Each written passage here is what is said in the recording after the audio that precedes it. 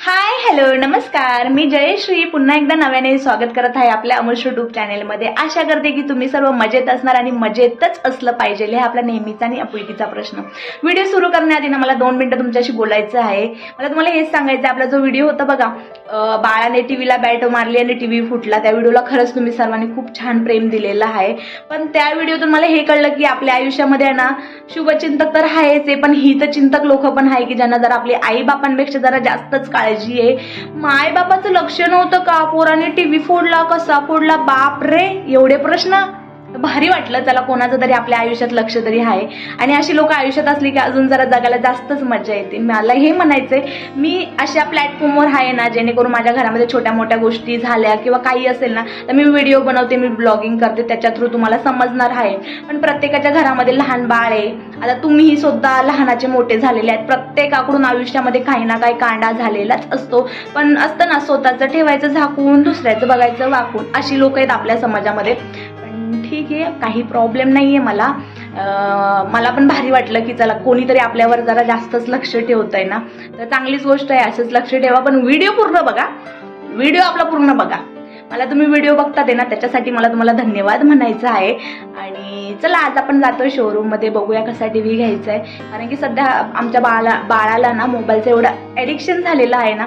आता तो आहे लहान आणि सिंगल पॅरेंट असतात ना, त्यांना माहितीच असतं की आता बाळाला आपण थोड्या वेळ खाली नेलं, तेवढ्या वेळ तो राहतो, परत घरात आला ना खेळणी थोड्या वेळ खेळणार आणि मग परत तो दे ना मम्मा ट्रेन लावून। तर मोबाईलपेक्षा तर टीव्ही बेटर मला असं वाटलं, कारण की 10-15 दिवस झाले ना त्याला जरा मोबाईलची जास्त सवय होत चाललेली। कारण की याच्या आधी तो मोबाईल एवढा बघत नव्हता, पण टीव्ही नसल्यामुळे ना त्याला मोबाईलची खूप सवय झालेली। आता तो लहान आहे, त्याला आपण बोलून किंवा काही करून त्याला काही समजणार नाही। बऱ्याच गोष्टी आपल्याला ना आयुष्यामध्ये शिकायला भेटतात, आता ते झालंय, त्याच्याबद्दल बोलून त्रास करून काय होणार नाहीये। म्हटलं चला बरेच दिवस झालेले आहेत, 8-1 दिवस होऊन गेले, म्हटलं चला काहीतरी ना आपल्या बाळाला जास्त सवय होण्याआधी आपण टीव्ही घेऊन येऊया। आता तिथे शोरूम मध्ये जायचंय आपल्याला, कसा टीव्ही घेतोय, कोणता घेतोय काहीच आयडिया नाहीये, पण शोरूम मध्ये गेल्यावर तुम्हाला समजेलच। व्हिडिओ शेवटपर्यंत नक्की पाहा, हा नवीन असेल अजूनपर्यंत आपलं चॅनल सबस्क्राईब करा आणि असेच आपले डेली ब्लॉग्स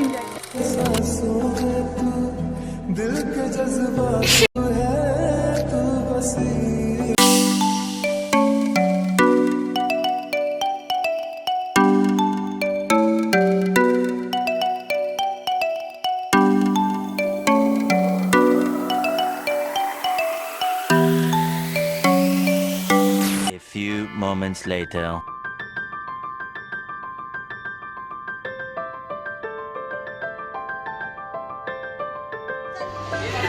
जा तिकडे बस, तिकडे लावतोय,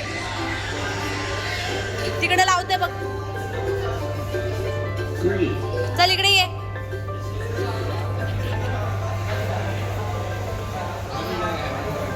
इथं बस पिल्लू, इकडे बस, बस इथं लावून देणार आहे बघ तुला टीव्ही।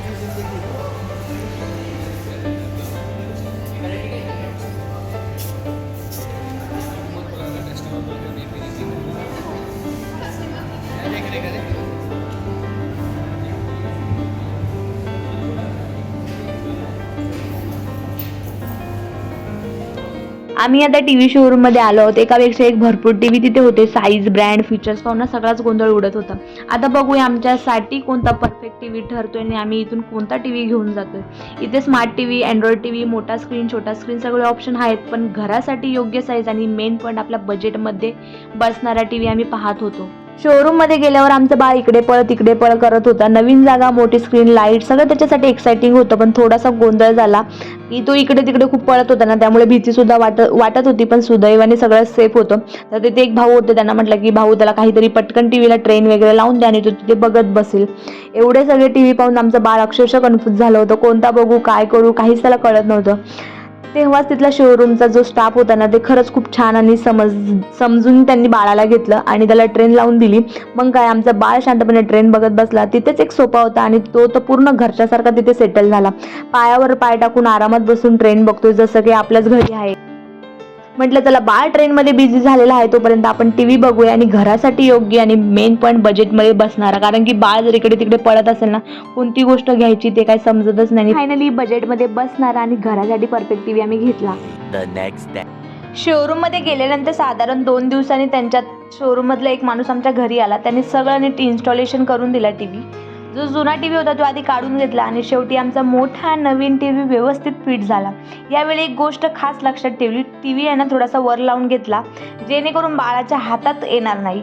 आणि बाळासाठी ज्या गोष्टी योग्य नाहीत ना, जसं की त्याने बॅट मारली होती तसं बॅटेसारखे 2-3 त्याच्या बॅट होत्या, बॉल वगैरे सगळ्या लपवून लांब ठेवून दिल्या. टी व्ही खूप छान आणि सेफ पद्धतीने फिट झाला. आता त्याच्यासोबत ना आम्ही होम थिएटरसुद्धा घेतलं. खरं सांगायचं तर होम थिएटर घेणं आमच्या काही डोक्यात नव्हतंच, पण तिथे गेल्यावर त्यांनी खूप चांगली ऑफर सांगितली आणि आम्हाला ते योग्य वाटलं. तेव्हाच एक गोष्ट मनात आली, जे गोष्टी घडल्यात ना ते खरंच काहीतरी कारण असतं. टी व्ही फुटला ते खरंच खूप वाईट वाटलं, पण त्याच्यामागे एक गोष्ट चांगलीसुद्धा लपलेली होती. आता आमच्या घराचा माहोल अजून सुंदर झाला होता आणि सगळ्यात महत्त्वाचं म्हणजे आम्ही एक गोष्ट शिकलो, जे घडतं ना ते चांगल्यासाठीच घडतं. तर टी व्ही जो फुटला त्याच्याबद्दल तर वाईट पण वाटलं, पण होम थिएटरसुद्धा नवीन तर आला ना. नवीन टी व्ही, नवीन आठवणी आणि थोडीशी शिकवण. आणि आमच्या बाळाचं बघा, टी व्ही फिट झाल्यानंतर मम्मा गादी वगैरे टाक इथं आणि मस्त मला कार्टून लावून दे. खास आम्ही आमच्या बाळासाठी हा टी व्ही घेतला आहे.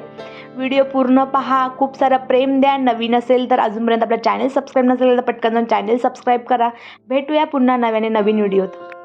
म्हटलं त्याला व्हिडिओच्या शेवटी तुम्हा सर्वांना आहे ना आम्ही जो नवीन होम थिएटर आणि टी व्ही घेतला ना त्याची छोटीशी झलक दाखवूया. आणि कसं वाटलं तुम्हाला आमचा टी व्ही आणि आजचा ब्लॉग ते सुद्धा मला कमेंटमध्ये कळवा. बाय.